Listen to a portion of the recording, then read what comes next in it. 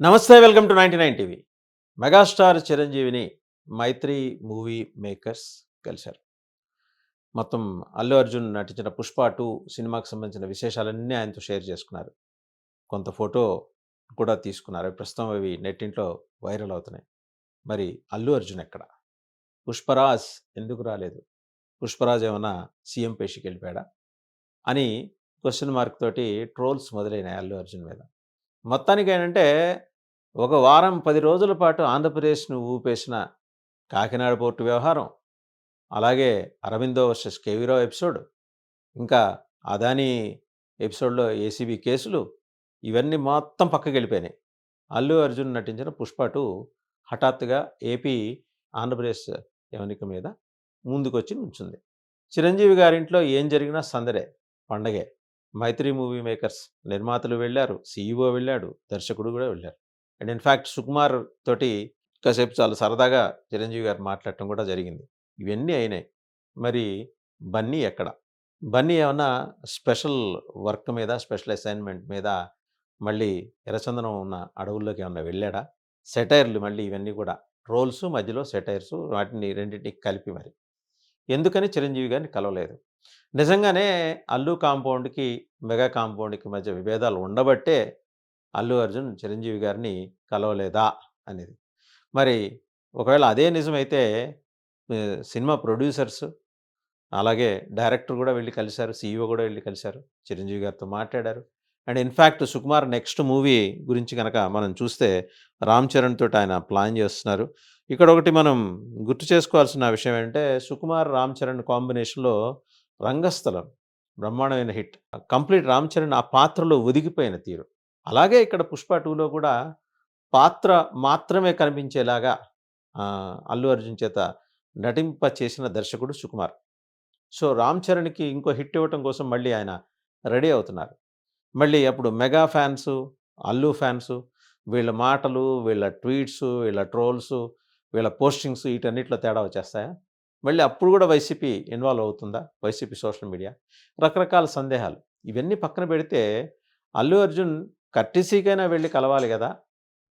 ఇంటి పెద్దని, mega compound. Mega, Allu అని 2 వేరు వేరు కాంపౌండ్‌లని ఇవాళ మాట్లాడుకుంటున్నాం కానీ, మామూలుగా ఒకటే కాంపౌండ్ గదా! వెళ్లి కలవాలి గదా! అదే కాంపౌండ్ నుంచి వచ్చిన హీరో కదా! అక్కడ వికసించిన పుష్పమే గదా! ఈ 'పుష్పరాజ్' అని చెప్పేసి జనసేన నేతలు కొందరు సీరియస్ సెటైర్‌లు వేస్తున్నారు. రూట్స్ మర్చిపోయావా అంటూ ఆయన్ని నిలదీస్తున్నారు. వాస్తవంగా మరి అల్లు అర్జున్ ఆ స్థాయిలో చేసిన పొలిటికల్ సెటైర్స్ ఏమి 'పుష్ప 2లో' ఏం లేవు. నువ్వెవరివి అంటే నీ బాస్‌ని, నీ బాస్‌కి బాస్‌ని అంటారు.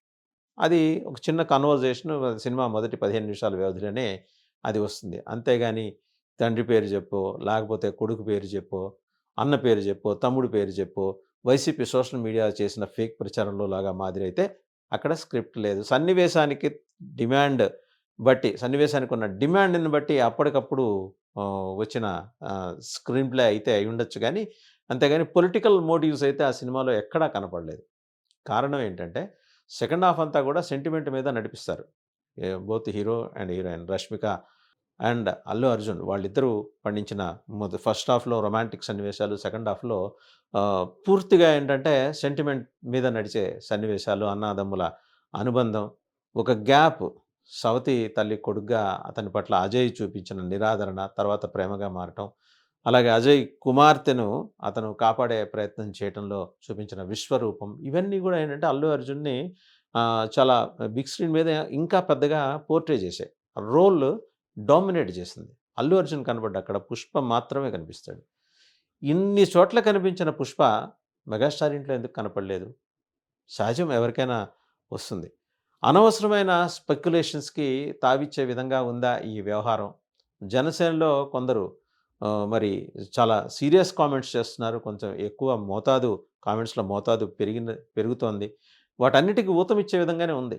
బహుశా కలుస్తారేమో! ఇంకా కలవలేదనే మాట నిజమే అయ్యుండొచ్చు. కానీ కలిసే మాట కూడా నిజమే. ఆయన ఏదైనా ప్రత్యేకమైన పని ఉండి ఏమన్నా ఆగిపోయారా? లేకపోతే ఇతరత్ర కార్యక్రమాల్లో ఉండి ఆగిపోయారా?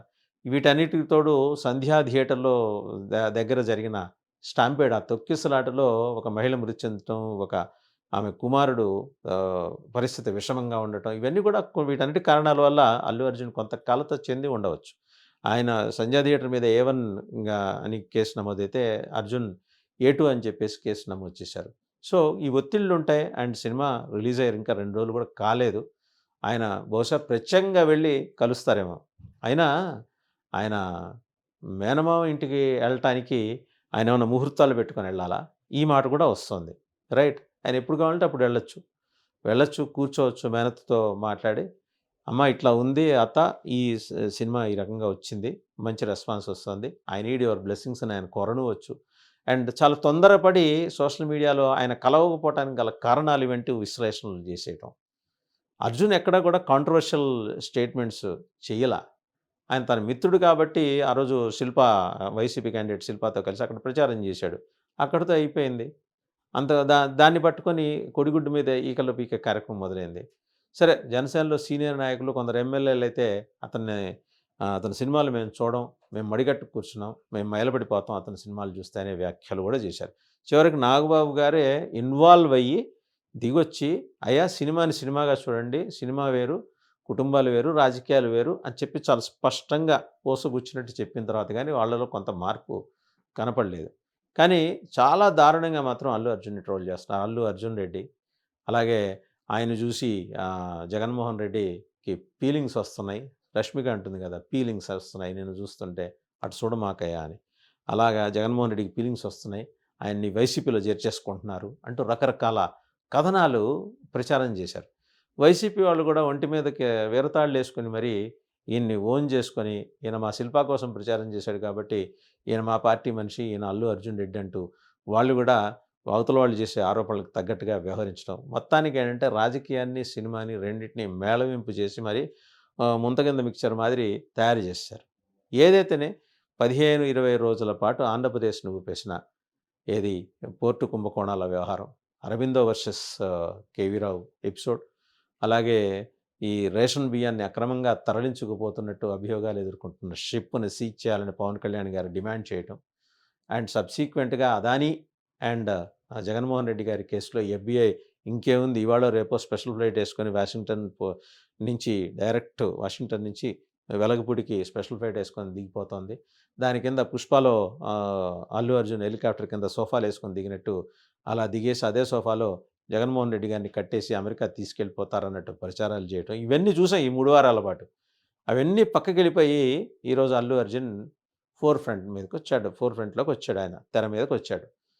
సినిమా తెర మీదే కాదు, రాజకీయ తెర మీద కూడా వచ్చాడు. సో, ఆయనతో ఫోటో తీసుకుంటే సీఎం అవ్వటం గ్యారంటీ అనే అంటే ఆ సినిమాటిక్ ఎక్స్‌ప్రెషన్‌ని, సినిమాటిక్ పిక్చరైజేషన్‌ని నిజ రూపంలో చూడాలని ఉవ్విళ్ళూరుతున్న రాజకీయ నాయకులు చాలామంది క్యూలు కట్టి వాళ్ళ అల్లు అర్జున్ ఇంటి ముందు నుంచున్నారు. ఏమో ఆయనతో ఫోటో తీయించుకుంటే రేపొద్దున మరి సీఎం అవ్వచ్చేమో. ఈ జూలై 24 ఎలాగో వెళ్ళిపోయింది. 2025 జూలై 24 ఎందుకంటే సినిమాలో జూలై 24 అనే డేట్ ఇస్తాడు అల్లు అర్జున్. ఆ రోజు సీఎం గారితో మనం ఫోటో తీయించుకుంటాం అని ఆయన భార్య శ్రీవల్లికి ప్రామిస్ చేస్తాడు. అలాగే కొత్త సీఎం సిద్ధప్పని తీసుకొచ్చేసి ఫోటో తీయించుకుంటాడు. సో, సీఎం పేషి ఈయన కోసం ప్రత్యేకంగా ఏమన్నా కట్టేస్తున్నారేమో చూడాలి. సోషల్ మీడియా అంటే ఒకటేంటి, రకరకాల చందమామ కథలన్నీ అందులో మేనిఫెస్ట్ అవుతున్నాయి, ఆవిష్కృతమవుతున్నాయి. చూద్దాం ఈ ఎపిసోడ్‌లో కూడా ఏం జరుగుతుందో.